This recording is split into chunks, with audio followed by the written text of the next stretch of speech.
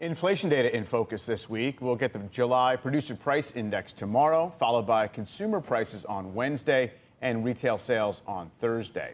And on the earnings front, reports from Home Depot and Walmart will offer some color on spending, inflation, and the state of the economy over the next few days. Joining us now to talk about how all this fits into the market, Stephanie Link, Hightower Advisors, Chief Investment Strategist and Portfolio Manager. Yeah, good morning, Steph. Obviously, it probably makes sense to dial back a little bit, a couple of weeks, to figure out what the markets have been contending with and where we sit right now. Obviously, a little more of a pronounced slowdown flavor to the economic data, destabilized the markets in some degree. We got some kind of aggravating factors from the unwind of these popular hedge fund trades, yen carry trade, and now it's about, okay, we're down 5-6% in the S&P 500. Has that repriced the market enough either for a slowdown or created more opportunities for you?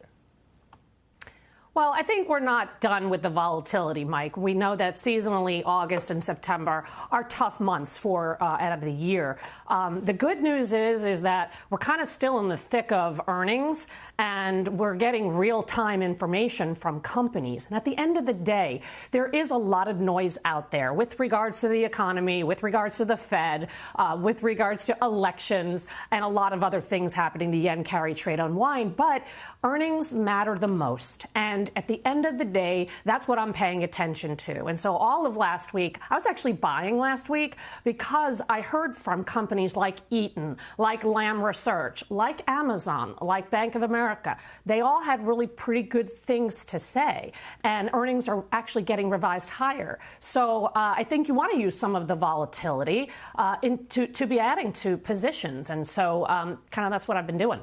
Yeah, I mean, there's no doubt that, as promised, the earnings growth has broadened out to some degree away from the very largest growth stocks, at least coming off of sort of flatline levels for a while, and that's played through in the second quarter reporting numbers. I guess the question is, you mentioned a few stocks there, Eaton and Lam and Bank of America, which probably need the economy to hold together reasonably well in order for them to make their numbers going into next year. So I guess that's the question. Are we just sort of sitting here, going economic data release by data release and figuring out if the economy is well?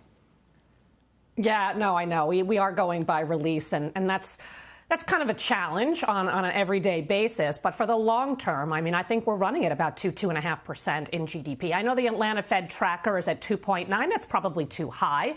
But I think the consumer has hung in there fairly well. I mean, I know the labor market is certainly softening, but it's still quite strong. Wages are still okay. Inflation is coming down. Interest rates are coming down. I mean, the 30-year mortgage rate has gone from 8% to 6.4%. And I think there's a lot of pent-up demand in housing, too. And that has a multiplier effect as well, as you know. So I think we're in okay shape for the time being. Always things to worry about, but I worry when I don't worry, right? Because that means that we're all complacent.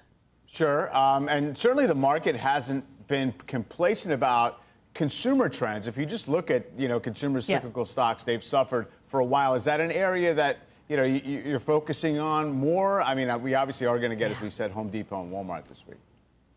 Yeah, I mean, and I do own Home Depot. I'm a big housing bull, though. I do think as interest rates continue to come down, you do, as I mentioned, you have a lot of pent-up demand. We're 5 million homes short in this country. You've got 5 million millennials that are first home buyers, and that bodes very well for the industry. But we'll get real-time information from the consumer. All's not perfect, Mike, as you know. There are some stress points with the consumer, but for the most part, I think watching the labor market is the most important thing.